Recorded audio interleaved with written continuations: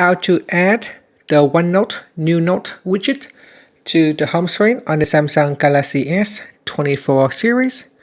First, tap on the home button to return back to the home screen. From the home screen, touch and hold. Next, we go down, then tap on widgets. In here, scroll down and tap on OneNote.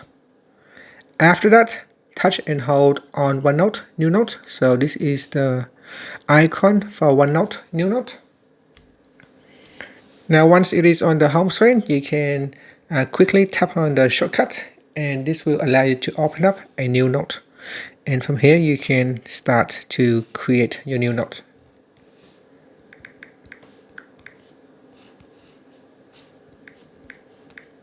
And that's it. Thank you for watching this video. Please like and subscribe to my channel for more videos.